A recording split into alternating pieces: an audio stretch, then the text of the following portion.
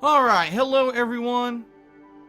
Welcome. How's everyone doing? Welcome to today's gameplay stream. It is Saturday, I almost said December. Saturday, October 24th, 2015. I am Darkside Phil. And yes, today's gameplay content is more Assassin's Creed Syndicate. Started playing this yesterday, it was released worldwide yesterday. And immediately started liking what they've done with it. The fact that there are two protagonists is kind of refreshing, in my opinion. The fact that the graphics are not totally just messed up and chopping up, and the amount of detail, the atmospheric effects like the rain in London, pretty awesome. I like that these games are moving more into the modern era. Let's face it, for years and years we've had Assassin's Creed games where you are set far in the past, right? And, you know, to some extent that's fun to live through all these historical times, but eventually I think we all expected that Assassin's Creed was going to move into the more modern era, right? And now it's pretty cool to not only be in 1868 London, is it 1868? Yeah, 1868 London, but also to be seeing all the landmarks that you can still see today, you know, to be running into these historical figures like Charles Dickens, Alexander Graham Bell. Pretty neat. And I want them to understand, it's going to be like most of the Assassin's Creed games where you're going to have lots of run-ins with those kind of figures over the course of the game. So it's just going to get better, and that's cool. I like that. That's definitely one of the big pluses of the Assassin's Creed series. Some weird things about the game, okay? And I talked about these on Twitter a little last night, but I figure I'll bring it up on the pre-stream today. Why on earth are there so many women as enemies in the game, right?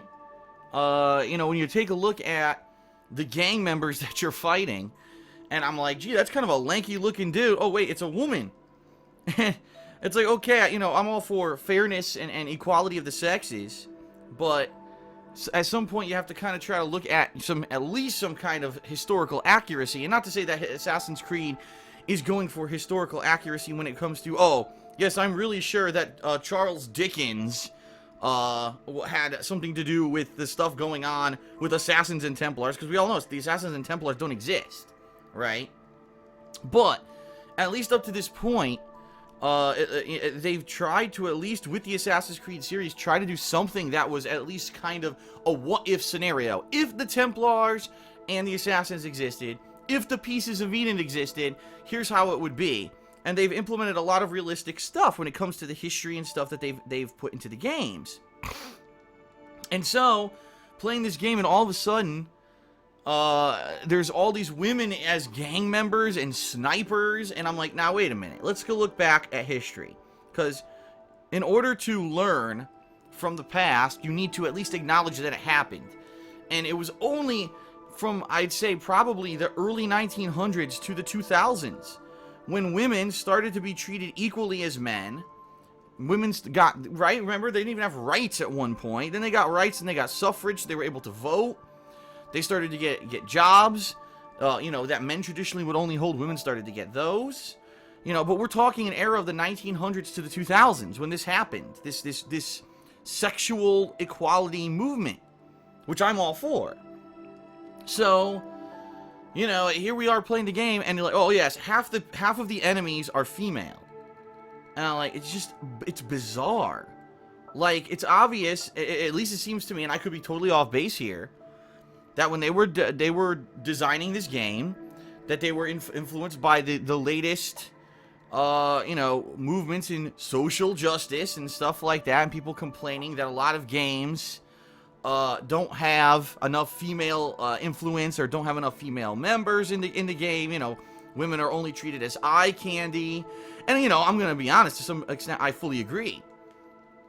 I do think that in video games, a lot of the times that's what happens. You have a woman in here, and she's only in there to be the sexual object, okay? But on the flip side of that, there's been a lot of advancement and a lot of progress on that front in the past 10 years in video games. I think as game developers have realized, oh wow, females are actually a viable market now. It's not just, oh, cater to the adrenaline-filled male who wants to shoot things and punch things and have sex. No, there's a market out there you know, for females as well in gaming.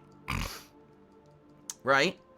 So it is, in my opinion, is it a huge deal? No. And certainly it is a little bit of a nitpick, but at the same time, it almost seems like it's a reverse nitpick that they put that many females in the game. You know, okay, if you would put a few of these women in the game as gang members, alright, you know, but as many as are in here is kind of like, it just seems like overkill, especially, again, for a series that seemed to be at least striving for accuracy, a what-if historical scenario. If the Templars existed, if the Assassins existed, if there were pieces of Eden, here's how it would happen in real life. That's not what they're going for here, right? This is more like, well, let's just throw a ton of women in here. Some people, I'm sure, are going to say it doesn't bother them. Some people are probably going to say it does kill the accuracy of the game, and it does make it kind of seem askew, right? Like they purposely didn't want to piss off women, or maybe they wanted to appease women, especially, again, I have to say, the social justice movement on the internet, which is going to be a huge group of people playing this game, I'm sure. You know, pretty confusing. In that regard, that all of a sudden, it would be one thing if even they had said that this was going to happen in this game, but I didn't hear anything about it. Listen, I'm all for a female protagonist. I love the character of Evie so far. I like having a male and a female who can play off of each other. That's cool. But I'm not so sure about just throwing women in the game for the sake of having the women in the game to say, oh, there's women. You know, that's kind of, I don't know, it's kind of cheap in my opinion. It's not like they did it on purpose, right? And it's also kind of denying the past. We know, as I said, historically, women weren't even treated equally until the last 100 years. So how can you say that this is, you know, it's kind of like you're hiding like it didn't happen. Oh, that didn't happen. No, they were always equal. It's like, you know what? I don't know about that. It's kind of weird. It's just, it's off-putting a little bit, okay? But anyway, I digress. I'm enjoying the game so far. There's been a share of bugs. I had some bugs last night, some weird issues with reloading of pistols and getting stuck on a carriage I couldn't get out of. It was weird clipping bug. And upside down floating brooms, which I've ran into 3 of now. I don't know what's going on with these brooms. But it hasn't been anything that's really, like, hindered the game at all. And I am enjoying it so far. So I want to say thank you to those of you who are here to check out my continuing coverage of the game. It will be all weekend. Today I'm doing it. Tomorrow I'm playing Assassin's Creed. And sometime on Monday I'm doing it as well. Okay. I'm going to try to mix it up Monday and do more of a mix of Street Fighter V along with Assassin's Creed. Just so you know. Alright. So outside of that, there's not too much really to talk about here on pre-stream. I'll try to make it short.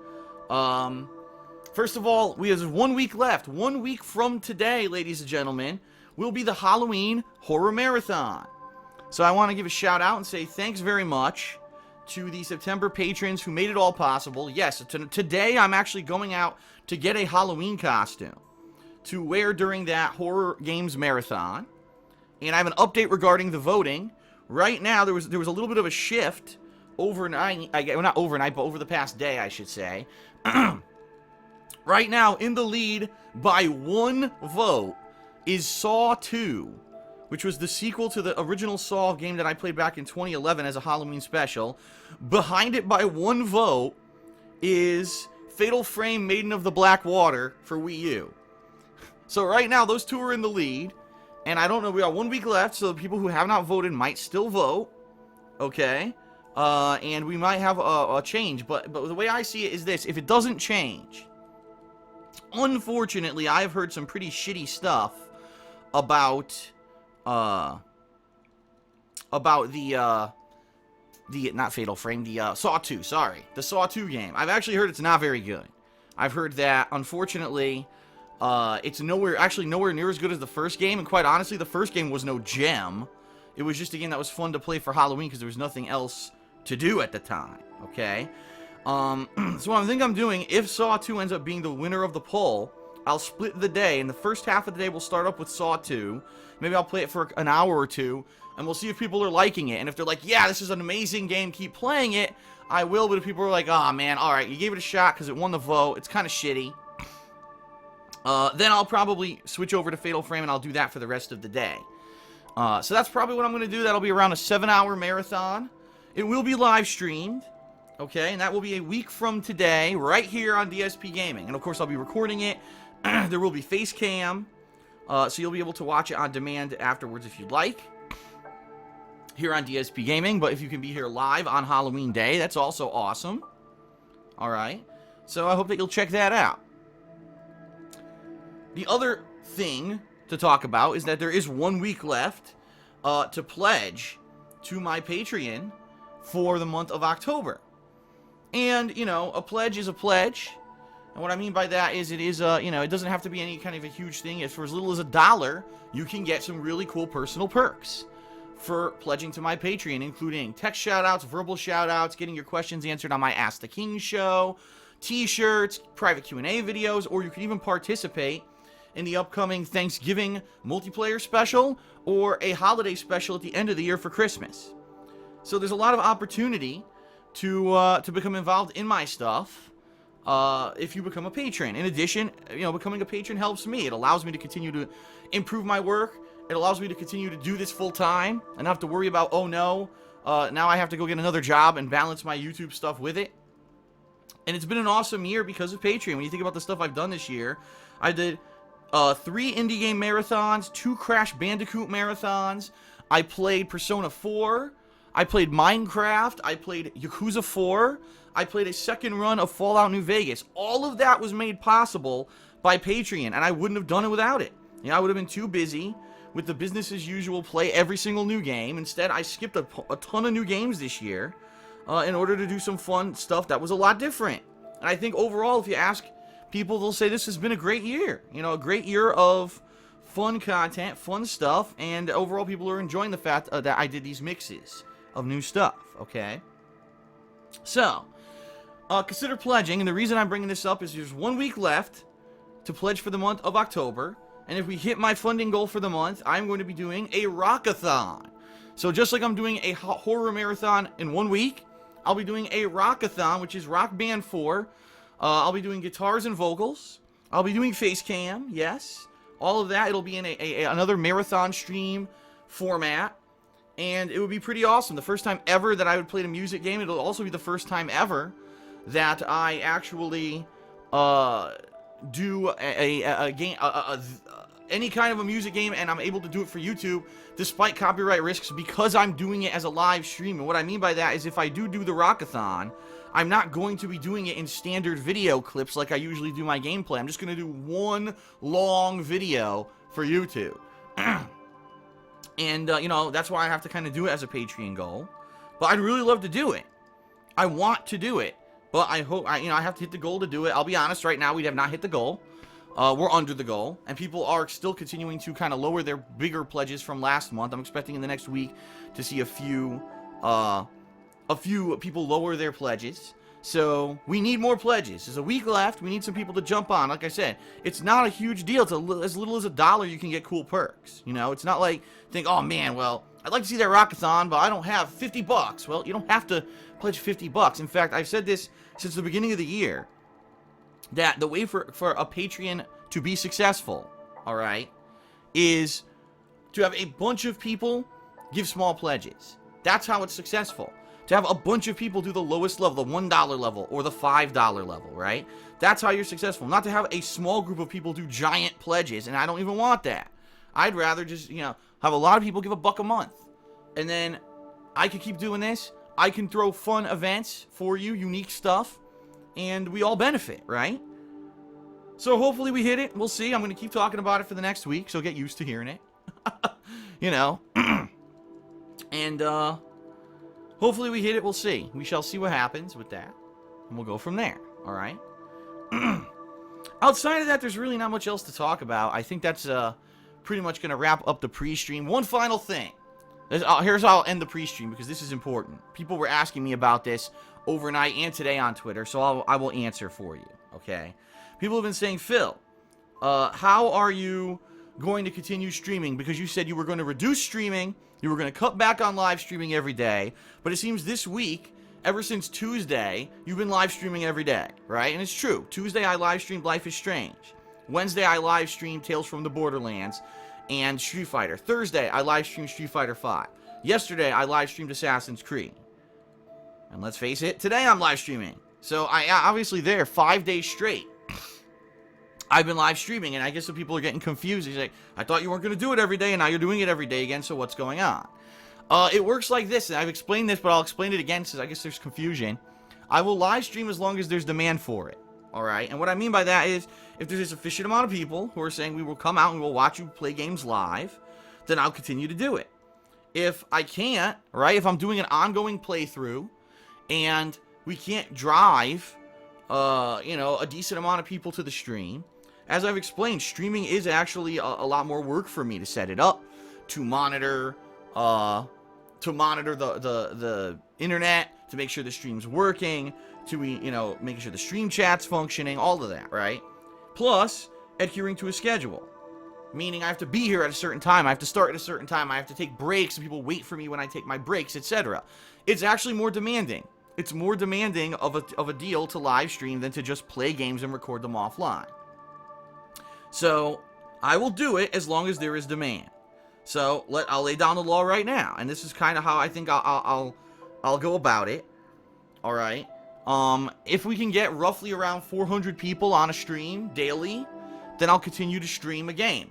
When we see the viewership kind of fall off from that, I'll still play the game, but it's going to be offline. So that's kind of how we're dealing it. And right now, I'll be honest, I'm taking a look at the stream numbers. We've only got 251 people on the stream today. For day 2 of a new game, that's pretty bad. So I don't know if it's just that people are not into the groove of watching me live stream anymore because I was not doing it for 2 weeks because of what happened with the copyright issue, or not. I don't know. It's nice that I have the ability to do it, but maybe it isn't something that really has a lot of demand. I don't know. I don't know what to say. I'm not gonna, but like I said, it is more work, and for me to do it every day, it's not worth it if there's not enough demand for it. I will continue to play the games, offline, and upload the videos that way. And maybe then, watching the videos on demand will become more of the destination for watching my videos again. And maybe that's part of the issue, is that the past few years I've been live streaming everything. Then I do it on demand, and people are like, well, now I'm torn. If I can see the live stream, if I can't see the live stream, how do I watch it? I don't know. I mean, I don't think there is a definitive answer here of what the right and wrong thing is to do. But all we can do is experiment, I'll tell you this, I think that the best course of action to take for most of the time is to have the stream chat closed. So right now, as I start to play, I'm going to close the stream chat. So I'll still be here, but I'm going to close it just to warn everyone. And this kind of sucks. In some regards, it sucks. And yesterday, actually, was a direct result of this. Yesterday, my microphone malfunctioned when I was playing Assassin's Creed Syndicate. Okay? And I had no idea. And there was no way for me to know. There was actually no way for me to know that my microphone had malfunctioned and that no volume was coming and you couldn't hear my commentary. I had the stream chat closed. I didn't have Twitter in front of me. I had no idea. And because of that, unfortunately, I filmed a bunch. I think it was about 5 to 10 minutes of no commentary. And there's no way for me to know. And that's one of the downfalls. It's a pitfall. It's like, do you want stream chat all the time? Great, but then you're going to have people spoiling. You're going to hear me interacting with it, and people don't like that. Well, now the mic cut out. Well, guess what? If I now have stream chat open, I would not know that this mic cut out, right? So it's a double-edged sword. It's you're damned if you do, and you're damned if you don't. So, I don't know. I am going to have stream chat closed today.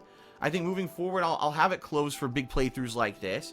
The exception to the rule would be if I'm doing just like multiplayer or something like that. I don't think it affects it too much. But story-based games, where people want to see me focus, on the story primarily, I think it makes sense to have it closed, right? So, we'll see what happens. I can't promise you one thing or the other yet. We have to kind of play it by ear. But we'll go from there. And again, I apologize if things go wrong and I can't, God, I can't, there's no mic. I'm sorry, I won't know. I'll have to catch it myself. That's kind of what happened yesterday. I was looking, and I finally caught it myself. I was like, oh shit, the microphone went out. Well, okay, now I can, fix it, but unfortunately, it took a while. It did. It took a while for me to figure out what was going on, and it sucks. It absolutely sucks. So, we'll see what happens. I mean, it's rare when my microphone malfunctions anyway, let's face it. It's not a big deal. It doesn't happen all the time, but it happens. So, alright. That's enough, ladies and gentlemen. Thank you for being here on the stream. Again, we'll see how stream numbers do. Today, if we can reach around 400 stream watchers, then I'll continue to stream Assassin's Creed Syndicate. If we don't hit it, then I'm probably just going to be recording offline. But when we do premieres of new games, like I know with Halo 5, with WWE coming up, people will probably want to see those live streamed. Special events like the Halloween special, that will certainly be live streamed, okay? So we'll see, alright? We'll play it by ear. But thank you to those of you who are here. Or if you're watching this, obviously, on demand on YouTube, I appreciate that as well. Thank you, thank you, thank you. And let us begin with Assassin's Creed Syndicate. Sound good? Alright, thanks very much, everyone. Let's get started.